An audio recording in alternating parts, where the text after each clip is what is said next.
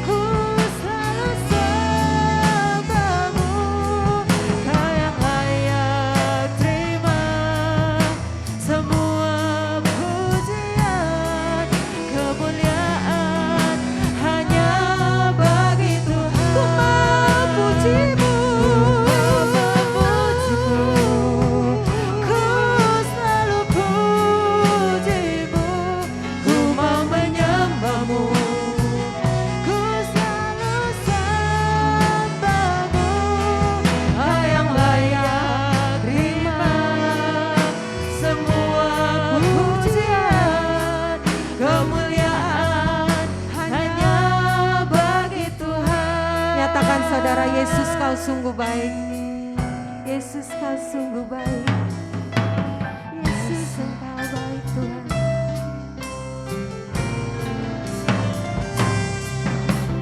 Yesus,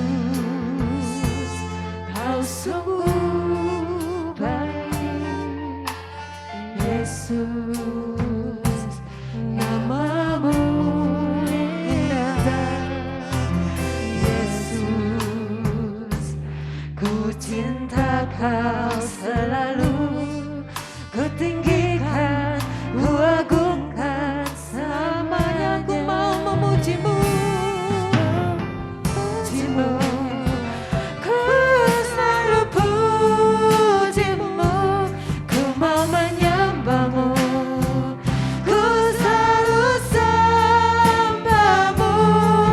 Kau yang layak terima semua pujian, kemuliaan hanya bagi Tuhan. Ku mau memujimu, ku selalu pujimu, ku mau menyembahmu.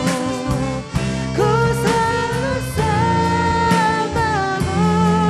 Kau yang layak terima semua pujian, kemuliaan hanya bagi Tuhan. Kemuliaan hanya bagi Tuhan.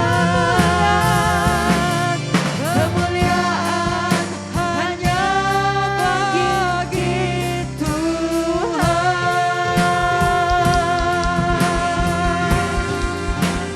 Segala puji, hormat, kemuliaan hanya bagi nama-Mu Tuhan. Silakan duduk saudara-saudara. Kita mau masuk dalam hadirat Tuhan dengan puji-pujian dan sorak-sorai kemenangan atas segala apa yang Tuhan sudah lakukan dalam hidup kita. Masuk hadiratnya.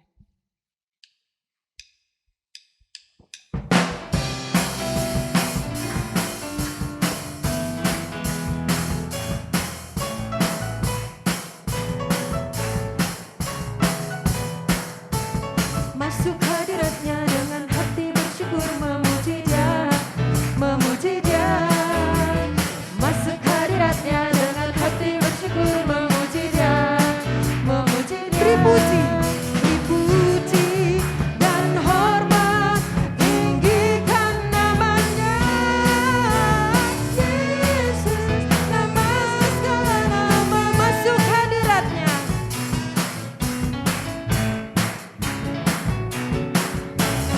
Masuk hadiratnya dengan hati bersyukur, memuji Dia, memuji Dia. Masuk hadiratnya dengan hati bersyukur, memuji Dia, memuji Dia. Puji dan hormat, tinggikan namanya. Yesus, nama segala nama. Masuk hadiratnya.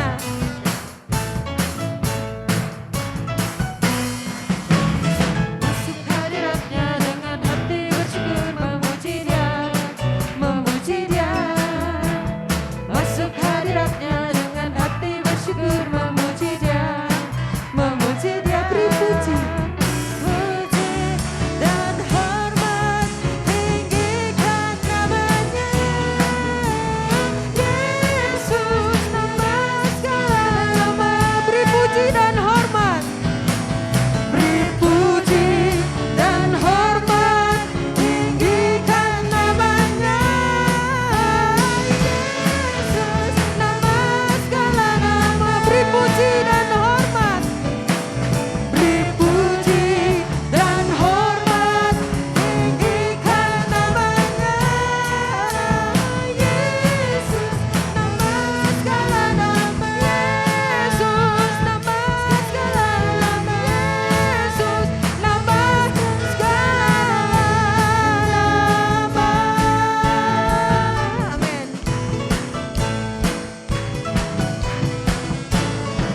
Terpujilah nama-Mu Tuhan. Saudara, karena kita punya Yesus, nama di atas segala nama. Bersama Yesus, pasti kita dapat lakukan perkara. Apa yang membuat kita sukar, merasa sulit, Tapi bersama Yesus kita dapat lakukan perkara yang besar sebab Dia Allah yang sanggup. Bersama Yesus. Saudara gak keberatannya kalau saya ajak berdiri lagi?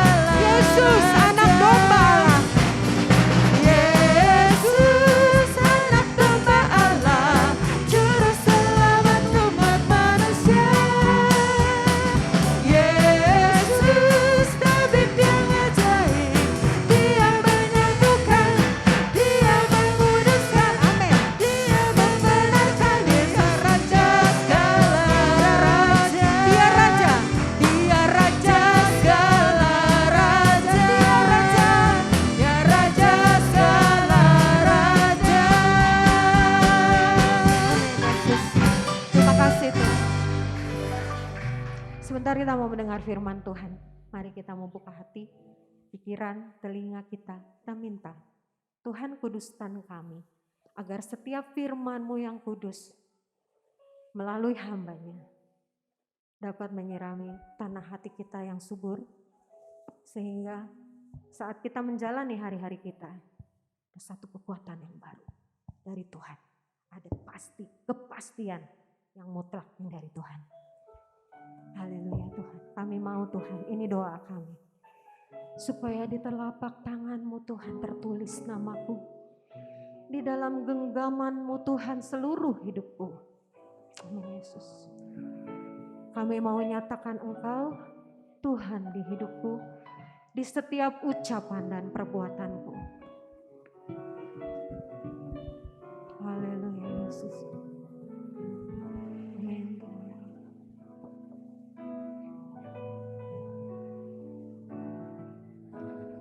Di telapak tangan-Mu tertulis namaku, di dalam genggaman-Mu seluruh hidupku. Sungguh bangga ku punya Bapa seperti-Mu, yang tak pernah melupakanku. Di tengah badai hidup, di tengah badai hidup, Kau menemaniku. Di atas gunung batu, Kau bawa diriku. Sungguh bangga ku punya Bapa seperti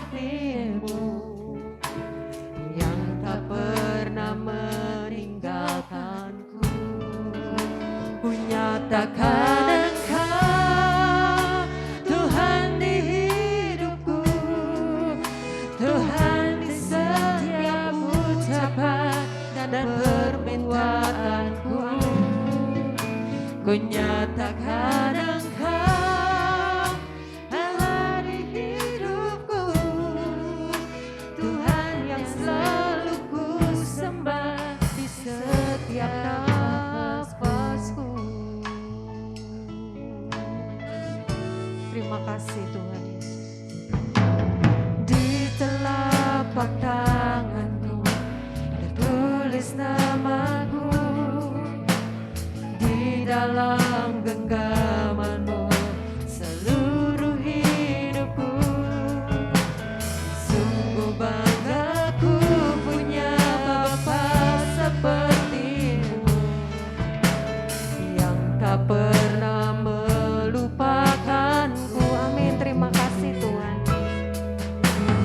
Di tengah badai hidup Kau menemaniku, di atas gunung batu Kau bawa diriku. Sungguh bangga ku punya Bapa sepertimu, yang tak pernah meninggalkanku.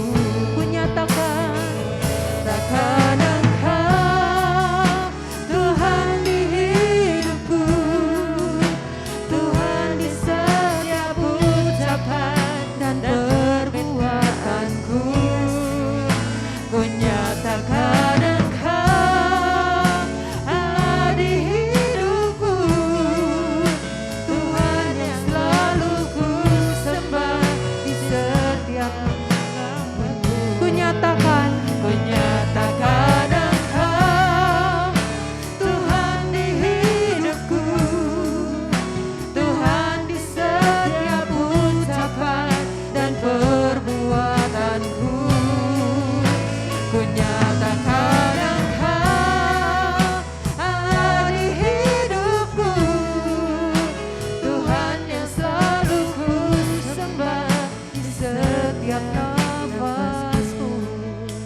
Kunyatakan Engkau Tuhan di hidupku. ini doa kami Tuhan, Tuhan agar kami bisa menyatakan Engkau di setiap ucapan dan perbuatan kami Tuhan.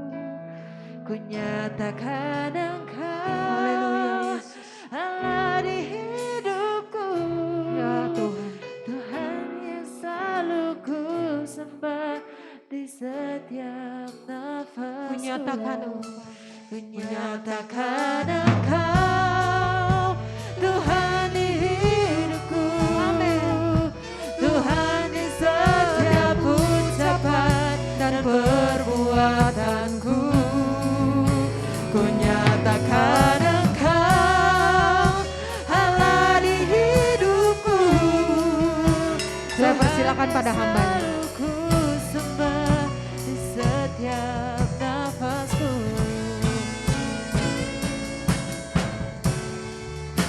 Allah di hidupku, Tuhan yang akan ku sembah di perbuatanku.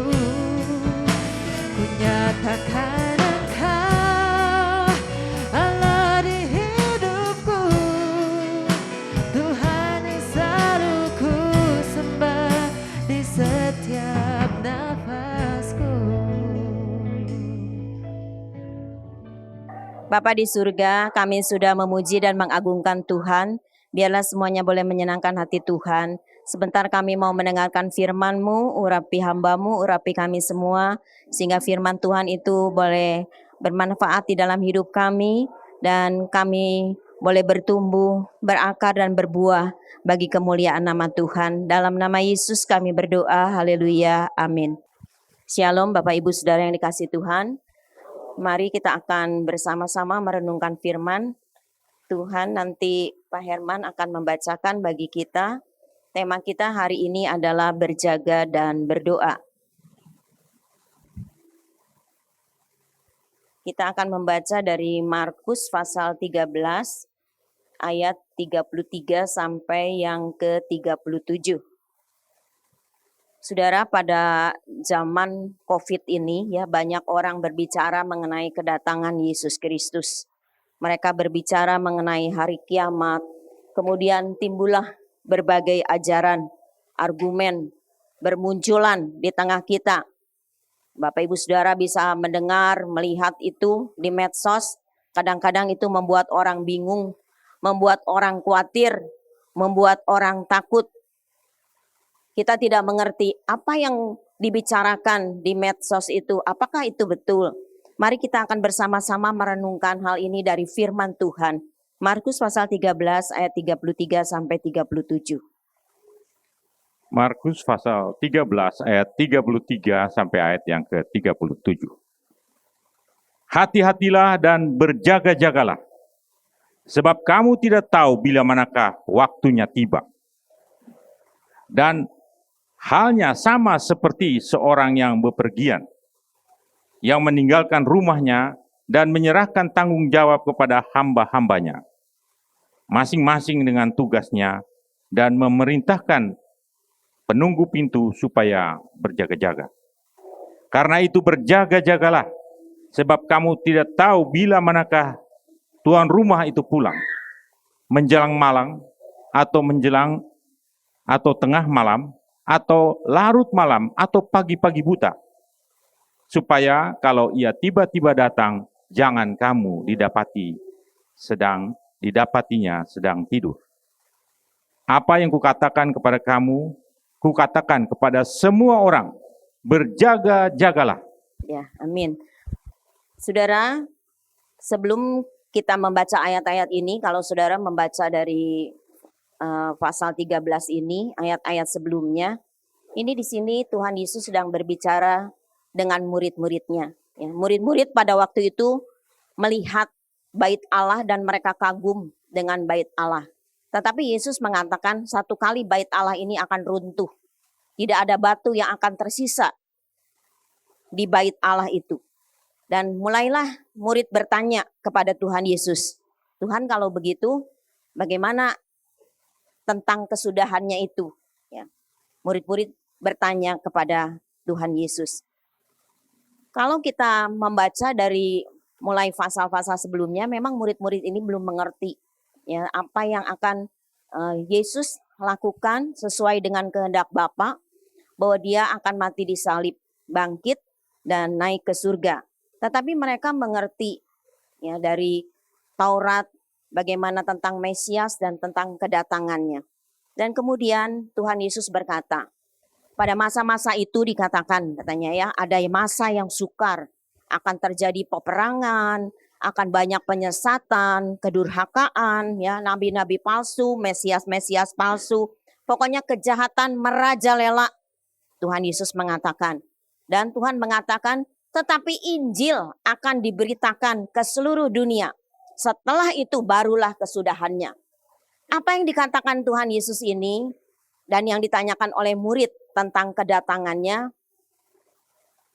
adalah berbicara apa yang akan terjadi pada kota Yerusalem dan juga tentang akhir zaman.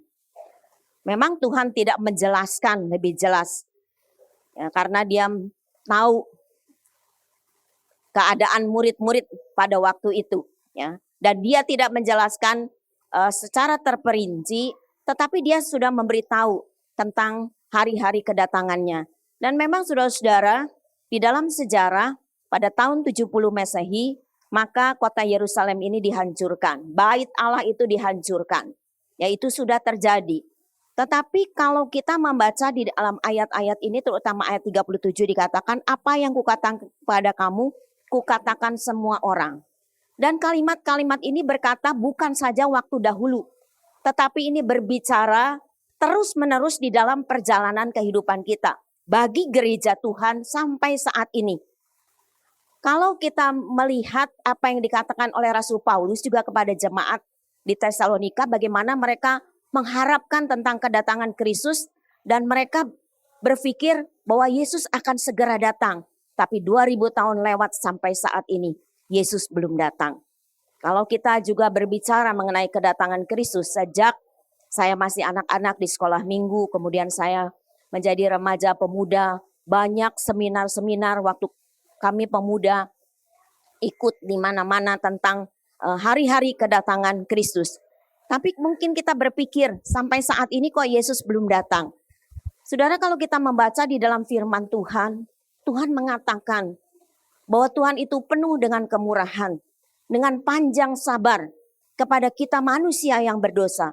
Kalau sampai saat ini Tuhan belum datang, dikatakan oleh firman Tuhan, bukan Tuhan lalai. Tetapi pasti satu kali Dia akan datang. Kita tidak perlu tahu waktunya, kapan Tuhan datang. Ya, kita nanti melihat ayat-ayat yang tadi sudah kita baca itu. Yang penting di sini dikatakan kita harus berjaga-jaga, bersiap sedia. Nah, saudara-saudara, itulah yang Yesus bicarakan dengan murid-murid. Saudara juga bisa membaca di dalam Injil yang lain, ini ada ya diberitakan tentang hari-hari kedatangan Yesus. Dan juga hari-hari yang tadi saya katakan pada waktu peristiwa-peristiwa terjadi pada gereja mula-mula, ya pada orang-orang Kristen pada waktu itu, bahkan sampai kita saat ini. Berjaga-jaga itu artinya apa? Berjaga-jaga itu artinya bersiap sedia, berawas-awas, waspada, ya saudara-saudara, berhati-hati. Di sini juga dikatakan hati-hatilah dan berjaga-jagalah. Ya, kita harus sadar secara rohani. Saudara, saya sudah mempersiapkan tema ini agak lama ya. Kemudian minggu kemarin saya tidak tahu kalau Bapak Gembala berbicara firman Tuhan tentang perhatikanlah keadaanmu. Saya berpikir ada kesamaan juga. Jadi apa yang kemarin kita sudah dengar, kita akan teruskan pada saat-saat ini. Nah, di dalam Markus 13 ayat 33 sampai 37 ini, kita melihat perkataan Yesus tentang berjaga-jaga ini, tentang berhati-hati ini. Ya. Yang pertama adalah bahwa tidak ada yang tahu tentang waktu. Di sini dikatakan waktu atau saat. Ya. Kita akan melihat nanti satu-satu. Yang kedua, setelah itu, maka Tuhan Yesus memberikan perumpamaan tentang Tuhan yang menyerahkan tugas dan tanggung jawab kepada hamba-hambanya. Di sini diceritakan tuan rumah itu akan pergi memberikan tugas dan tanggung jawabnya. Dan tuan rumah itu tidak memberitahukan tentang hari kedatangannya. Tapi yang harus dilakukan oleh hamba-hambanya adalah mereka itu harus siap sedia. Dan dikatakan sekali lagi yang tadi saya baca di dalam ayat 37 ini, bahwa ini bukan saja untuk murid-murid pada waktu itu, tetapi untuk kita sekarang juga, untuk semua orang, berjaga-jagalah. Mari kita akan melihat ya, yang pertama tentang waktu. Waktu itu ada waktu kronos atau kairos. Kronos itu adalah hari-hari yang kita lalui. Setiap hari, setiap minggu, bulan, tahun, itu yang kita lewati. Tetapi di sini waktu yang dikatakan oleh Tuhan Yesus, ya dalam bahasa Yunani kairos itu adalah satu kesempatan. Satu saat yang tepat untuk memutuskan. Kalau di dalam firman Tuhan ada saat Tuhan memutuskan apa yang harus dilakukannya kepada manusia, ya itulah kairos ya.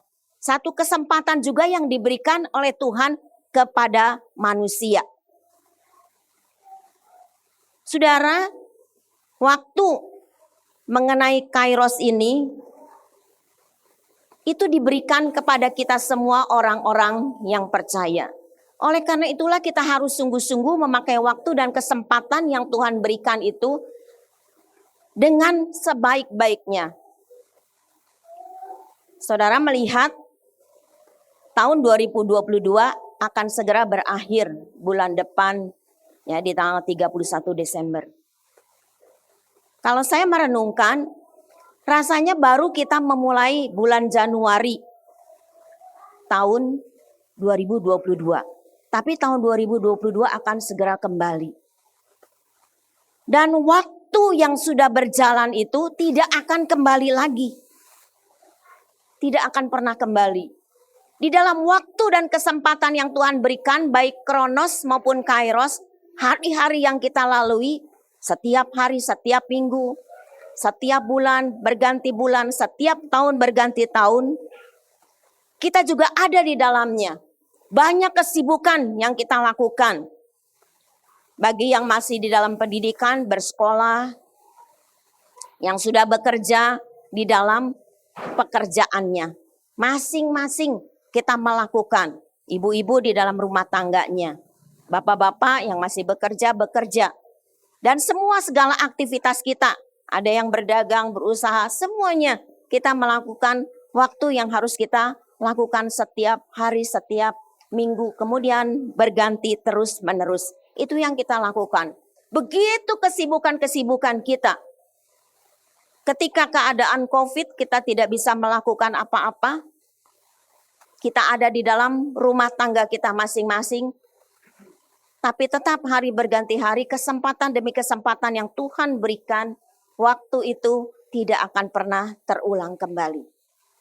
Waktu berlalu selama COVID ini hampir 3 tahun ya berlalu. Dan saudara, firman Tuhan katakan, kalau saudara membaca di dalam bagian lain daripada Injil ini dikatakan, hari-hari yang dilalui ini dikatakan seperti pada zaman Nuh. Apa yang terjadi pada zaman Nuh? Firman Tuhan katakan, pada zaman Nuh itu kecenderungan hati manusia itu sungguh-sungguh jahat, amat jahat. Dikatakan Tuhan sampai menyesal. Dan itu membuat sedih hati Tuhan. Waktu saya membaca ayat itu, saudara bisa membaca ayat itu di dalam Kejadian pasal yang ke-6 itu ya. Saudara, saya berpikir Tuhan, Engkau sampai ya merasa menyesal dan merasa sedih. Sangat memilukan hati Tuhan itu. Kalau perbuatan manusia itu sungguh jahat. Kita berpikir kalau kejahatan itu merajalela, ada di tengah-tengah kita, di dalam dunia ini, ya sudah sajalah begitu. Tapi saudara, Tuhan Sang Pencipta itu sungguh merasa sedih melihat kejahatan itu. Waktu beberapa hari lalu, kami di grup Philadelphia, mamanya Sarah, memberitahu tentang adanya yang membunuh, ya, ada pembunuhan di sekitar daerah, mungkin rumahnya Sarah, daerah situ. Bagaimana mama papahnya katanya tidak ada di rumah, kemudian ada orang yang pakai jaket seperti ojol gitu, entah itu dia memang Gojek atau memang punya bajunya beli saja begitu, membunuh anak yang ada di situ. Yang melihat fotonya semua penuh dengan darah. Ya, kita melihat inilah kejahatan-kejahatan dunia. Orang membunuh orang seperti menyembelih ternak gitu ya, seenaknya begitu saja. Tapi inilah waktu-waktu yang firman Tuhan katakan, ketika saya merenungkan kenapa firman Tuhan katakan waktu-waktu ini seperti zaman Nuh. Kecenderungan hati manusia itu jahat. Ya, saya tidak melihat lagi bagaimana kabar setelahnya. Cuma saya lihat sekilas begitu. Jadi saya tidak tahu apakah ada masalah dalam pembunuhan itu atau memang orang ingin membunuh seperti gitu. Kemudian dikatakan lagi bahwa waktu itu seperti jerat. Jerat itu perangkap ya. Yang tiba-tiba menyergap kita lagi dan kemudian tidak ada kesempatan di dalam kehidupan kita. Itulah waktu. Ya. Dan firman Tuhan berbicara di sini ketika Tuhan Yesus mengatakan perumpamaan ini, dia bercerita tentang kedatangannya kembali. Oleh karena itulah, di dalam waktu yang Tuhan berikan, di dalam perjalanan kehidupan kita, orang Kristen, sebagai satu kesempatan yang Tuhan berikan, maka kita harus berhati-hati. Kita harus waspada, kita harus berjaga-jaga dengan waktu dalam hidup kita. Di dalam Efesus dikatakan bahwa hari-hari ini adalah hari-hari yang jahat. Mari coba kita melihat di dalam Efesus pasal yang ke-5. Kita akan membaca mulai dari ayat 14 sampai ayat 17. Efesus pasal 5 ayat 14 sampai ayat yang ke-17. Itulah sebabnya dikatakan, bangunlah hai kamu yang tidur dari Bangunlah hai kamu yang tidur dan bangkitlah dari antara orang mati, dan Kristus akan bercahaya atas kamu. Karena itu perhatikanlah dengan seksama bagaimana kamu hidup. Janganlah seperti orang bebal, tetapi seperti orang arif. Dan pergunakanlah waktu yang ada, karena hari-hari ini adalah jahat. Sebab itu janganlah kamu bodoh, tetapi usahakanlah supaya kamu mengerti kehendak Tuhan. Amin. Saudara, ayat-ayat ini saya percaya sering kali kita dengar. Ya. Tetapi hari ini ayat ini juga memberikan kita satu peringatan supaya kita mempergunakan waktu yang ada. Karena dikatakan hari-hari ini adalah hari-hari yang jahat. Kita harus memperhatikan hidup kita. Ya. Jangan kita hidup ini seperti orang bebal katanya. Tetapi seperti orang yang bijaksana, orang yang arif, orang yang berhikmat. Itu yang harus kita lakukan. Dan kalau minggu lalu Bapak Gembala mengatakan, mari kita perhatikan keadaan kita. Bagaimana keadaan rohani kita. Mungkin keadaan rohani kita sedang lesu, sedang mati. Dikatakan, dan firman Tuhan ini mengatakan, bangkit katanya, hai kamu yang tertidur. Mungkin kita sedang tertidur secara rohani. Kita semua yang hadir di sini, kita ini sedang tidak tertidur. Tetapi kita tidak tahu apakah secara rohani kita sedang tertidur.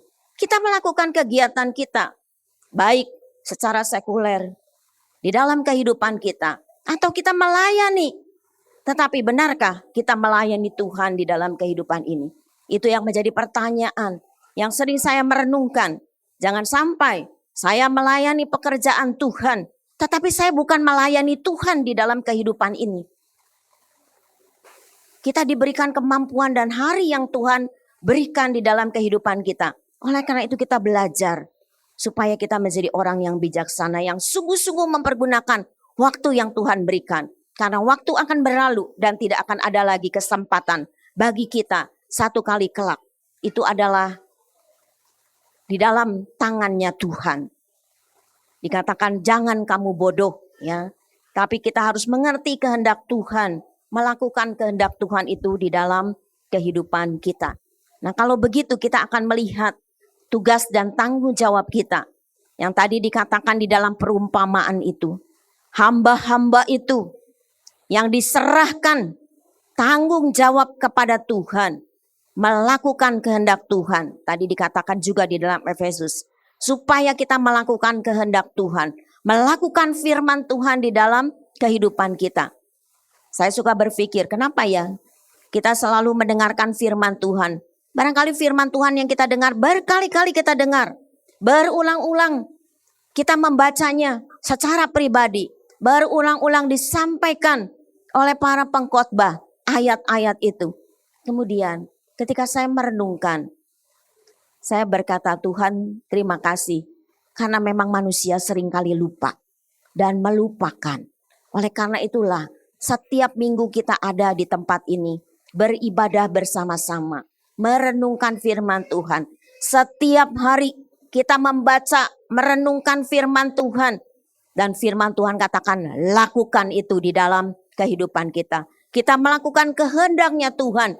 Kita melakukan firman Tuhan di dalam kehidupan kita. Inilah yang Tuhan Yesus katakan. Tuhan sebagai Tuhan sedang pergi. Dia sudah kembali ke surga. Tapi dia berjanji akan kembali. Dan pada waktu-waktu ini, setiap orang yang percaya adalah hamba-hambanya Tuhan. Diberikan tugas, diberikan tanggung jawab oleh Tuhan. Dan dikatakan di sini, kamu harus selalu siap sedia. Jadi terus berjaga-jaga di dalam kehidupan ini. Coba saudara lihat, kalau bapak-bapak biasanya dulu di lingkungan ada ronda malam gitu. Barangkali kalau sekarang ada satpam aja kita bayar. Tapi kalau zaman dulu itu ada bergiliran. Di bulan-bulan tertentu atau hari-hari tertentu, maka warga itu wajib bersama-sama ya ronda malam gitu. Nggak mungkin yang meronda itu tidur. Kalau pencuri datang, Kalau perondanya tidur atau satpamnya tidur, ya udah pencuri enak saja ya memasuki kompleks perumahan dan mengambil barang-barang. Tetapi seorang yang berjaga malam itu, maka dia harus berjaga-jaga terus, bersiap sedia. Seperti itulah yang dikatakan oleh firman Tuhan supaya kita bersiap sedia. Saudara dan saya, kita semua ini harus selalu siap sedia. Waspada dan sadar secara rohani. Kita mungkin sadar secara jasmani kita. Tetapi apakah kita sadar juga secara rohani kita? Kita jangan lalai, kita jangan tidur. Tadi dikatakan, bangunlah hai kamu yang tidur. Bangkitlah dari antara orang mati. Supaya Kristus kena bercahaya di dalam kehidupan kita. Jadi kita tidak boleh lalai diberikan tugas. Kalau saudara membaca di dalam Matius, di sana dikatakan bagaimana Tuhan memberikan talenta-talenta kepada hamba-hambanya. Tuhan memberikan karunia-karunia rohani juga kepada kita semuanya. Tidak ada seorang pun di tempat ini yang tidak punya karunia rohani. Paling sedikit ada satu karunia rohani yang Tuhan berikan di dalam kehidupan kita semuanya. Dan kita jangan lalai mempergunakan. Karena ketika Tuhan itu datang dan dia menagih apa yang sudah diberikan kepada hamba-hambanya, maka mereka yang mempergunakan kesempatan itu, memakai karunia-karunia rohaninya, talentanya dipergunakan. Maka pada waktu itu dikatakan, berbahagialah kamu hamba yang setia, yang bertanggung jawab kepada tugasnya. Tetapi orang yang menyembunyikan talenta itu dikatakan, kamu hamba yang jahat, hamba yang malas, dikatakan seperti itu. Dan Tuhan katakan kertak gigi dan ratapan yang akan diterima. Artinya ada kebinasaan yang akan diterima. Ya. Oleh karena itu kita jangan tertidur secara rohani. Jangan lalai mempergunakan segala tugas-tugas yang Tuhan berikan di dalam hidup kita. Kemudian jangan kita melekat erat kepada hal-hal duniawi ini. Lepaskan. Saya membaca satu kalimat, melepaskan apa yang mengikat erat di dalam kehidupan kita. Saya merenungkan kata-kata itu. Oh iya, banyak hal di dalam kehidupan ini yang melekat erat di dalam kehidupan kita. Mungkin hobi kita, kesenangan kita, kesukaan kita bekerja, kesukaan kita melakukan segala hal di dalam dunia ini. Apakah itu tidak boleh dilakukan? Boleh. Silakan melakukan itu. Tetapi itu jangan mengikat kita erat sehingga menjadi berhala di dalam kehidupan kita. Tetapi kita lepaskan apa yang menjadi ikatan-ikatan di dalam kehidupan kita ini. Supaya Tuhan melihat bahwa kita berjalan di dalam kehidupan kita di dunia ini, tetapi kita tidak melakukan hal-hal yang bertentangan dengan firman Tuhan. Mungkin para wanita senang berjalan-jalan. Apakah nggak boleh jalan-jalan? Boleh Bapak Ibu Saudara, silahkan. Kalau punya uang berbelanja silahkan. Tapi jangan uang belanjanya dihabiskan. Ya, para ibu-ibu untuk membeli baju, sepatu biasanya. Tas atau apalagi lah. Boleh Bapak Ibu Saudara. Saudara boleh bertamasya. Boleh saudara kalau punya uang, asal jangan pinjam uangnya ya. Boleh. Sudah mengumpulkan uang, pergi bertamasya. Boleh Bapak Ibu Saudara. Tapi jangan kita melekat erat hal-hal seperti itu. Nempel gitu terus. Hal-hal yang di dalam dunia ini lebih daripada hubungan kita yang erat dengan Tuhan. Nanti kita lihat itu dalam hal berdoa. Jadi kita mari melihat tugas dan tanggung jawab kita. Ya. Hal-hal yang ada di dalam dunia ini jangan melekat lebih dari hal-hal yang rohani. Saudara ingat istri Lot? Istri Lot itu disuruh lari. Terus lihat ke depan. Tapi apa yang dilakukan? Dia menoleh ke belakang. Dia cinta kepada dunia ini. Dia melihat ke belakang. Dan dikatakan dia menjadi tiang garam. Firman Tuhan itu juga dalam hidup kita. Kita memandang hanya kepada Tuhan. Ketika kita melakukan tugas kita, pelayanan kita, tanggung jawab kita di dalam kehidupan ini, semuanya memang hanya untuk hormat, kemuliaan, dan kebesaran nama Tuhan. Mari jangan seperti istri Lot. Hatinya itu sudah melekat kepada hal-hal dunia. Sehingga dia menoleh ke belakang, aduh sayang, apa yang ada di rumah saya? Dia menoleh, saudara. Dikatakan oleh firman Tuhan, jangan menoleh, kamu terus lari. Dan itulah yang terjadi. Dan ini menjadi gambaran di dalam kehidupan kita. Supaya kita juga melakukan hal-hal yang berkenan di hadapan Tuhan. Melakukan hal-hal rohani lebih daripada hal-hal yang ada di dalam dunia ini. Yang ketiga tentang berdoa. Kita membaca di dalam Lukas pasal 21 ayat yang ke-36. Lukas pasal 21 ayat 36. Berjaga-jagalah senantiasa sambil berdoa, supaya kamu beroleh kekuatan untuk luput dari semua yang akan terjadi itu, dan supaya kamu tahan berdiri di hadapan Anak Manusia. Amin. Di sini dikatakan berjaga-jagalah senantiasa.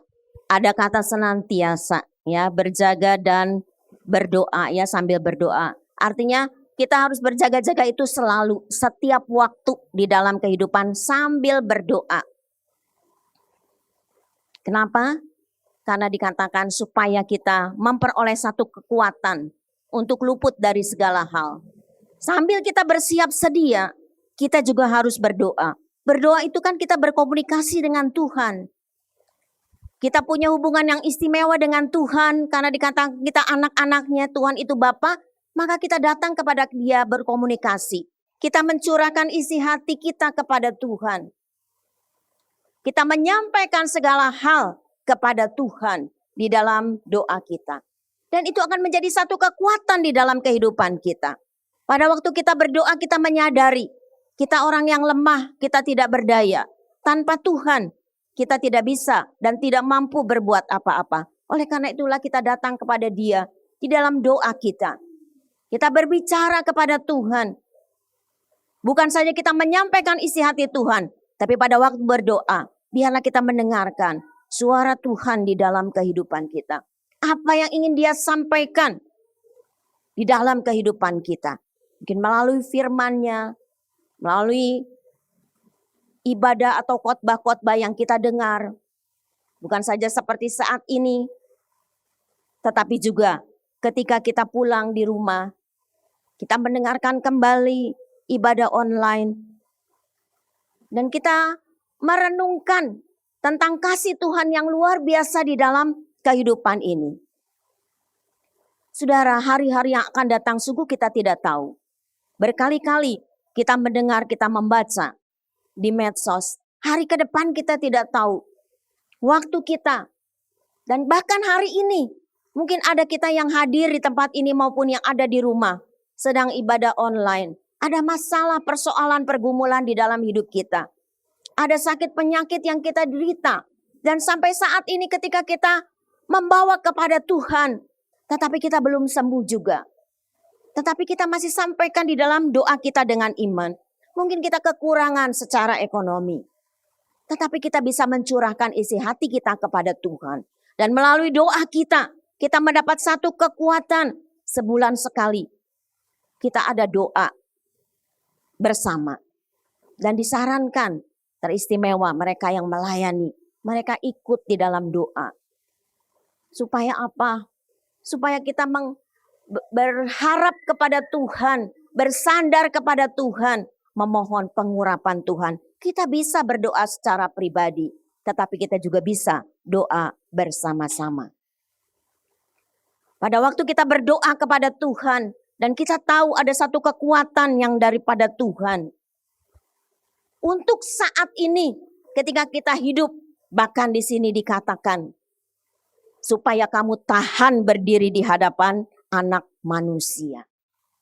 Artinya saudara-saudara, pada satu kali Tuhan Yesus datang di dalam kemuliaannya. Kita tidak mungkin berjumpa dengan hidup kita. Oleh karena itulah firman Tuhan katakan, pada waktu sangkakala berbunyi, maka kita akan diubahkan dalam sekejap dalam tubuh kemuliaan supaya kita tahan berdiri berjumpa dengan Kristus yang menjemput kita. Dan ketika kita berdoa, kita melakukan kehendak Tuhan sambil berjaga-jaga di dalam kehidupan kita. Kita juga akan merasakan kehidupan rohani kita yang berakar, bertumbuh dan berbuah. Dan kita akan diberikan kekuatan melalui arah Roh Kudus yang ada dalam hidup kita. Supaya kita membuang segala hal-hal duniawi yang sedang melekat erat di dalam kehidupan kita. Yang menjadikan hatinya Tuhan. Saudara, mari kita melihat tentang berjaga dan berdoa ini. Yang pertama adalah, ini adalah tugas dan tanggung jawab dari setiap orang percaya. Apa yang Yesus katakan ini bukan hanya untuk murid-murid pada waktu itu. Tapi jelas tadi dalam Markus 13 ayat 37, untuk semua orang. Sampai saat ini untuk kita semuanya. Kita punya tugas, kita punya tanggung jawab kepada Tuhan yang memberikan kesempatan, kehidupan di dalam dunia ini. Yang kedua, biarlah kita selalu berhati-hati di dalam kita menjalankan tugas dan tanggung jawab kita. Kita selalu waspada. Sehingga pada satu kali ketika hari Tuhan itu datang, dikatakan sekali lagi, jangan seperti jerat. Saudara bisa membaca dalam Lukas di 21 ayat 34. Mungkin Pak Herman bisa membacakannya bagi kita. Lukas 21 ayat 34. Lukas pasal 21 ayat 34.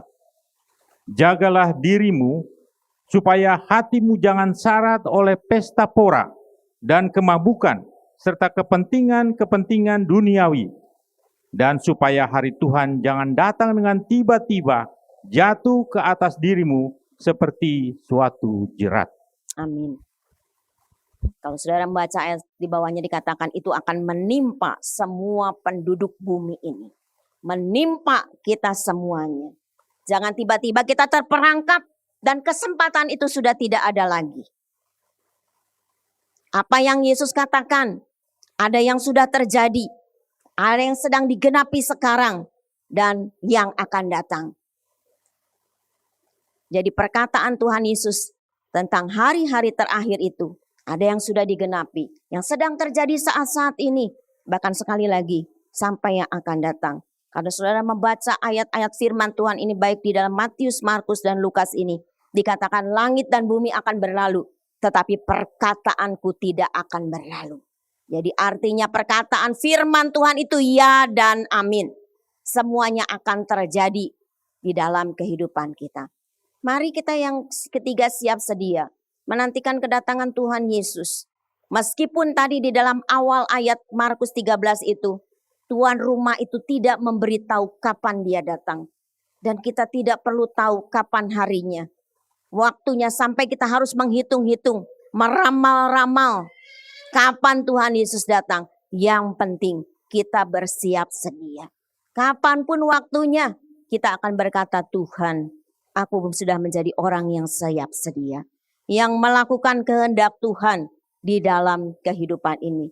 Ya, yang memelihara iman kita untuk tetap teguh. Firman Tuhan katakan, berdirilah teguh, jangan goyah. Giatlah selalu di dalam pekerjaan Tuhan. Di dalam menantikan hari kedatangan Tuhan, itulah yang harus kita lakukan di dalam kehidupan ini. Menjadi orang-orang yang tekun. Banyak masalah persoalan akan terjadi. Tetapi firman Tuhan katakan, jangan kamu khawatir. Jangan kamu takut, serahkan segala khawatirmu. Baik di dalam perjanjian lama di kitab Mazmur ada, maupun juga di dalam kitab 1 Petrus dikatakan, serahkan segala kekhawatiran kita kepada Tuhan. Karena kita tidak sendiri. Ada Roh Kudus bersama dalam hidup kita yang memimpin dalam perjalanan hidup kita. Hanya maukah kita dipimpin oleh Tuhan? Itu masalah kita masing-masing dalam kehidupan ini. Mari kita tetap menjaga iman kita, memelihara kepercayaan kita kepada Tuhan. Bahwa firman Tuhan itu ya dan amin. Itu akan terjadi. Tapi masa-masanya kita tidak usah terus sampai bingung. Lihat sini, lihat sana. Membuat kita bingung. Mendengar orang berkata ini begini waktunya harus begini. Sampai kita menjadi orang yang ketakutan. Ya, waktu-waktu yang lalu. Sampai orang mau divaksin juga takut. Kenapa saudara? Ya ada bahasa-bahasanya begitu. Nanti kalau orang yang divaksin itu ya akan ada apanya itu. Capnya itu katanya. Wah macam-macam segala hal. Mari belajar. Ya. Kalau mendengar apapun saudara hanya tinggal membuka firman Tuhan. Ada enggak firman Tuhannya di situ? Kalau enggak ada jangan dilakukan. Berarti itu salah. Berarti itu sesat. Kalau ada sesuai firman Tuhan lakukanlah itu di dalam hidup kita. Bagian akhir kesimpulan kita. Yang pertama, berjaga dan berdoa di setiap waktu. Karena sungguh tidak ada yang tahu hari Tuhan. Kapan Tuhan Yesus datang, tidak perlu kita tahu kapan waktunya. Tetapi kesempatannya itu, saatnya itulah yang harus kita renungkan di dalam kehidupan kita. Oleh karena itu berjaga dan berdoa. Melakukan tugas dan tanggung jawab. Ya, dengan tekun, dengan setia. Jangan gampang capek, malas, mengiring dan melayani Tuhan. Banyak masalah mungkin yang terjadi di dalam kehidupan kita. Tapi itu bukan alasan untuk kita tidak menjadi orang yang tekun, yang setia. Yang tidak lagi beriman kepada Tuhan. Yang ketiga, yang terakhir. Berjaga dan berdoa. Selalu waspada. Ya. Dengan keadaan zaman ini.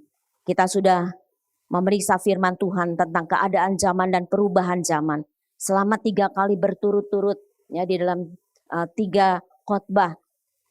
Kita selalu harus waspada akan hal ini. Mari lepaskan segala ikatan dunia ini yang mencengkram hidup kita. Mungkin itu uang kita, mungkin itu kedudukan kita, mungkin apapun yang ada di dalam kehidupan kita yang akhirnya menjadi berhala modern di dalam kehidupan kita. Mari kita hanya berpaut kepada Tuhan, sumber pengharapan di dalam hidup kita. Tuhanlah yang bisa kita andalkan di dalam hidup ini. Kita tidak mampu, tapi Tuhan akan memberikan kemampuan di dalam hidup kita. Dialah satu-satunya yang bisa kita andalkan di dalam perjalanan hidup ini. Amin. Tuhan memberkati.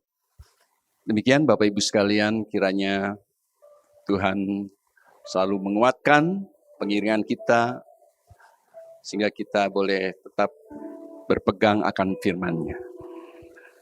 Kita akan akhiri ibadah kita. Ya, kita masuk dalam doa. Terima kasih Bapa, Engkau sudah memberkati ibadah kami dari permulaan sampai dengan selesainya. Tuhan sudah memakai kami semua, para pelayan-Mu ya Tuhan, anak-anak-Mu ya Tuhan. Kiranya kami boleh dengan tetap ya Tuhan, setia mengiring kepada Tuhan. Dan Engkau selalu memakai kami semua ya Tuhan, para pelayan-Mu. Pakai kami ya Tuhan semakin indah di dalam pelayanan kami. Bersama dengan Tuhan Yesus untuk selalu memuliakan dan membesarkan nama Tuhan. Tuhan memberkati semua jemaat-Mu ya Tuhan yang hadir pada pagi hari ini di gereja-Mu secara onsite. Kami boleh bersekutu bersama-sama. Kami juga berdoa buat rekan-rekan yang tidak bisa hadir, rekan-rekan yang nanti akan menyaksikan secara online. Tuhan juga memberkati kehidupan mereka. Mungkin ada di antara kami yang terganggu kesehatannya Bapa, kiranya Engkau sendiri yang menjamah memberikan kesembuhan, yang mempunyai masalah persoalan, yang menekan di dalam kehidupannya. Bapa, kiranya Engkau sendiri yang membukakan jalan keluar.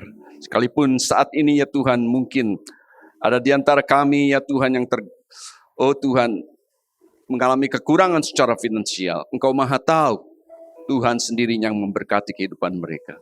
Terima kasih Bapa. Kami berdoa untuk Bapak Ibu sekalian, rumah tangga demi rumah tangga, yang bekerja, yang berusaha, yang berdagang. Tuhan limpahkan berkat-Mu di dalam kehidupan kami. Kami juga berdoa ya Tuhan, mungkin ada di antara rekan-rekan yang mempunyai masalah persoalan, Tuhan membukakan jalan keluarnya. Terima kasih ya Bapa, terima kasih Tuhan. Kami juga berdoa untuk anak cucu kami yang sekolah, ataupun yang sudah meniti karir Tuhan. Pakai mereka semua ya Tuhan, untuk mereka juga boleh melakukan semua ya Tuhan. Di dalam kehidupannya bergantung sepenuhnya kepada Tuhan, karena Engkaulah sumber berkat dalam kehidupan kami. Tuhan memberkati sehingga apa yang mereka kerjakan boleh berhasil dan nama Tuhan dipermuliakan. Kami juga berdoa untuk pemerintah, terlebih lagi dalam menghadapi KTT G20 di Bali.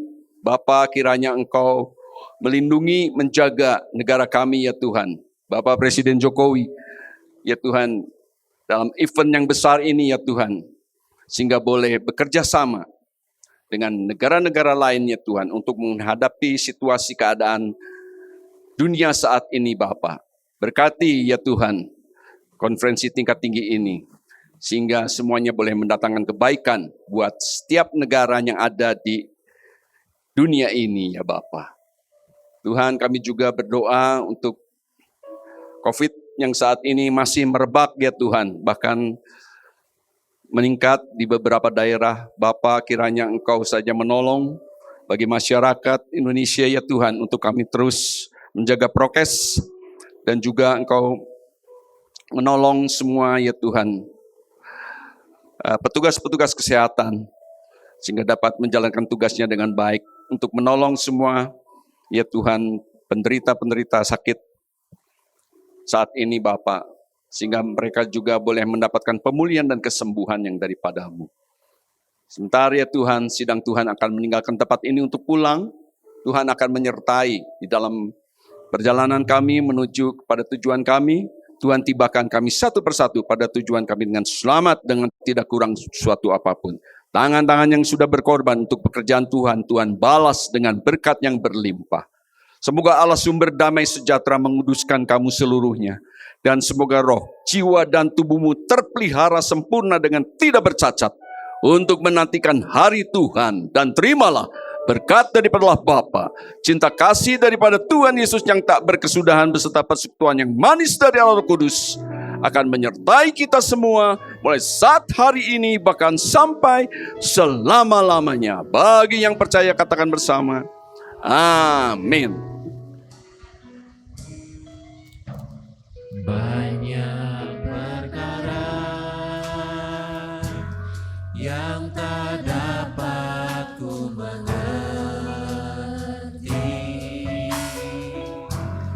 Mengapakah harus terjadi di dalam